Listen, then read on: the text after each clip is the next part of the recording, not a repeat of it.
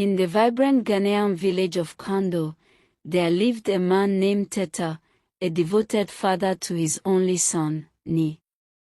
Ni was a blessing that arrived after 12 years of longing and countless visits to doctors, herbalists, and pastors across the region. When Ni was born, Tetteh felt as if the heavens had answered his prayers. His love for his son was boundless, and he vowed to give Ni the best life possible. Tetteh was a prosperous young trader at the Kpando market, where his store brimmed with the finest produce, drawing customers from far and wide.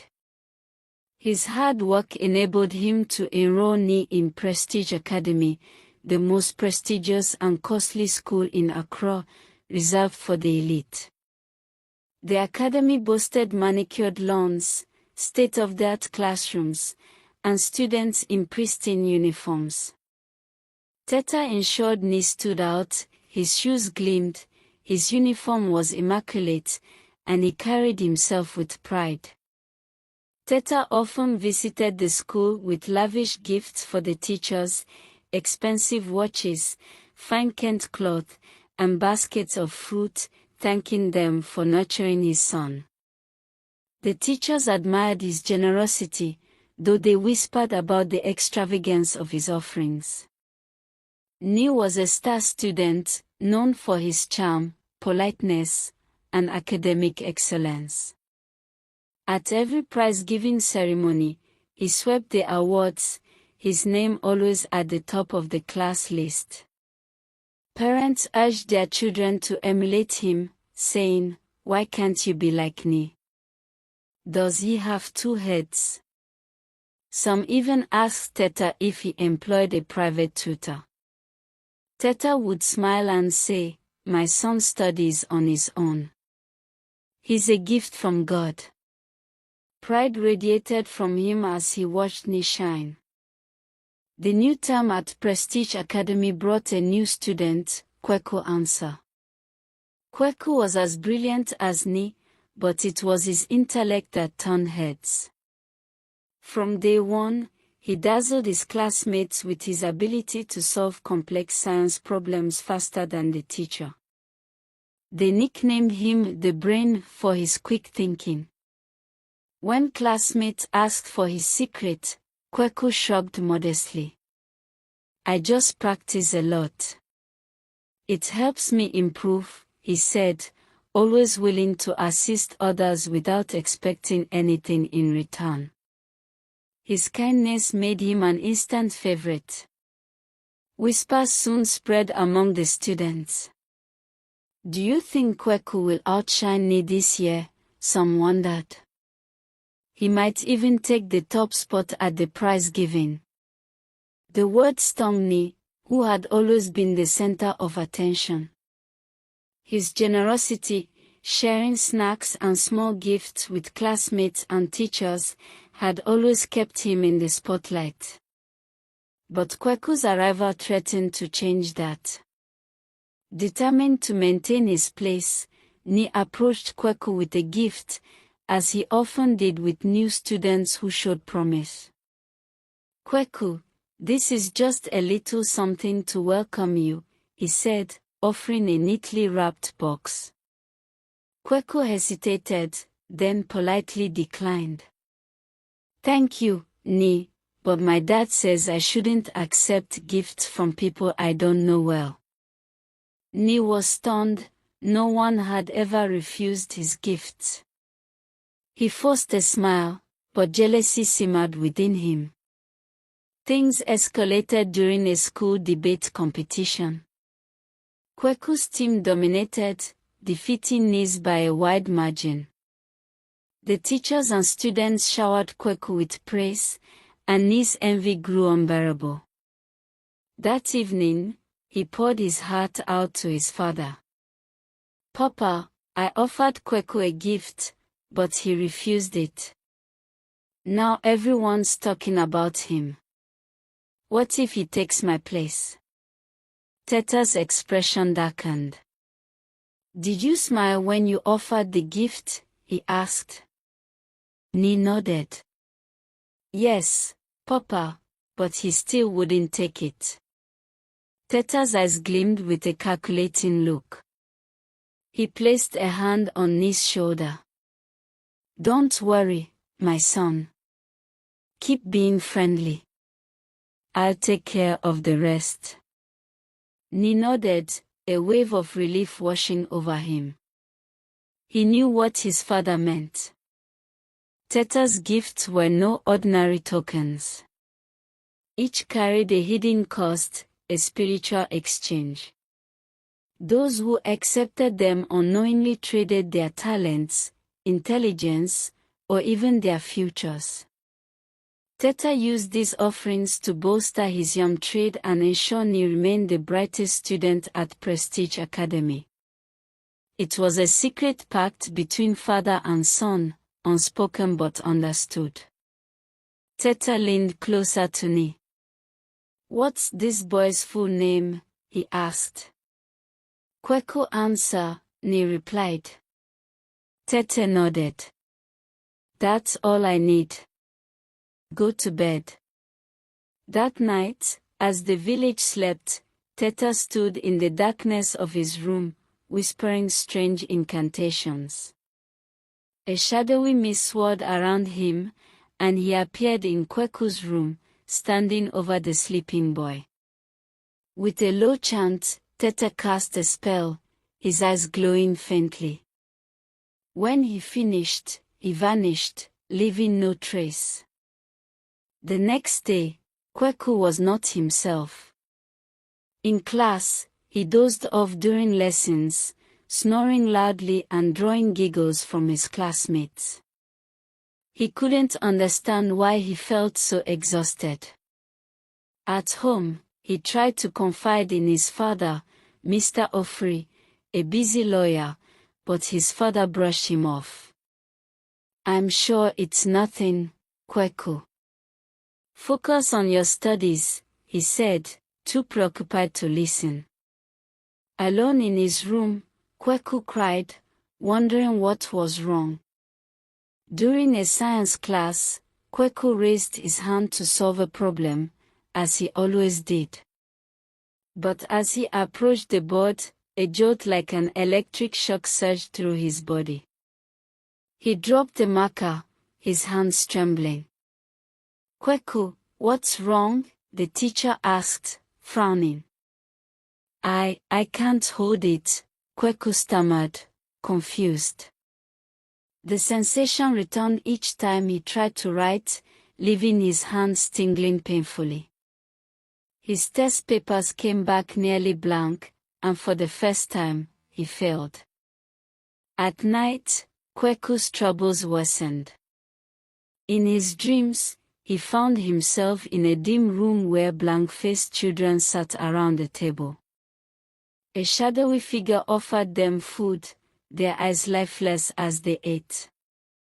When the figure turned to Kweku, he tried to refuse, but his hand moved against his will, taking a bite. A heavy fog clouded his mind, and he awoke aching, as if he'd been running all night. His thoughts were muddled, his hands weak, and his once sharp mind dulled. Chapter 5: A Father's Intervention.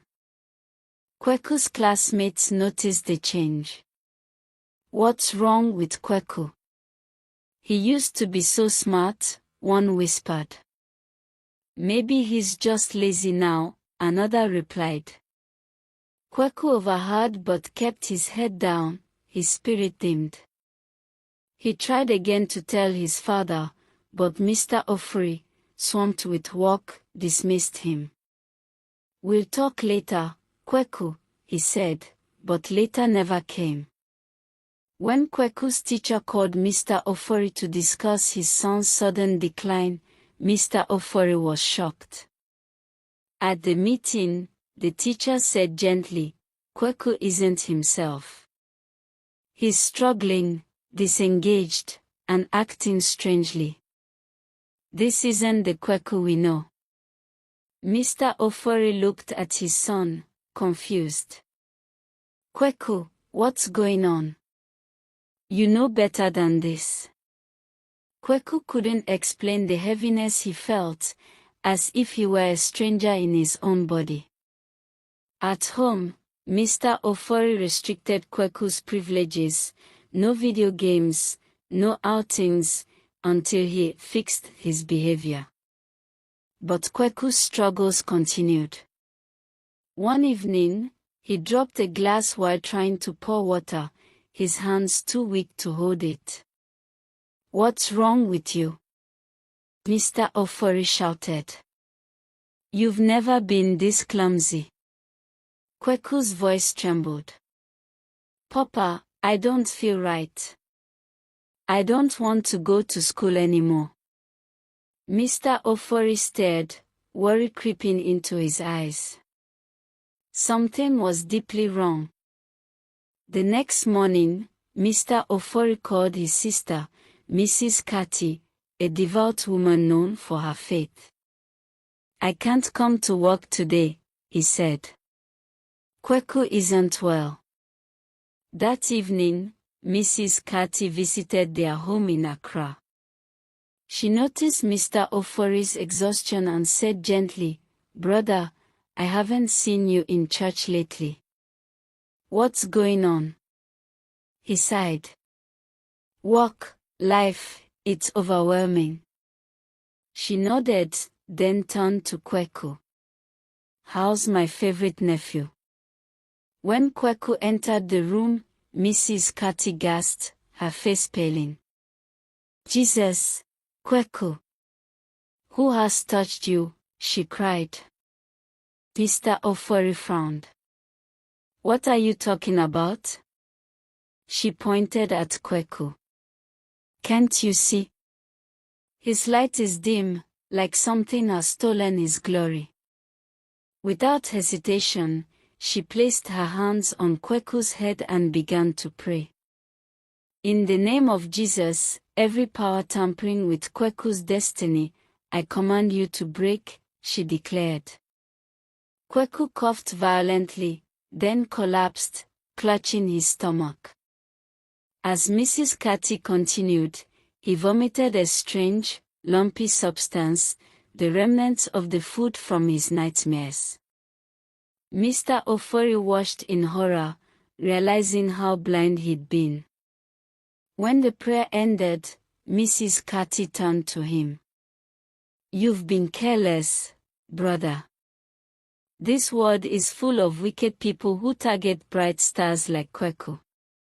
You must pray for him daily." Mr. Ofori nodded, tears in his eyes as he hugged Kweku. "I'm so sorry, my son. I should have protected you." From that day, Mr. Ofori and Kweku prayed together every morning, reading scriptures and seeking God's protection. Kweku's strength returned, the nightmares ceased, and he caught up on his schoolwork online.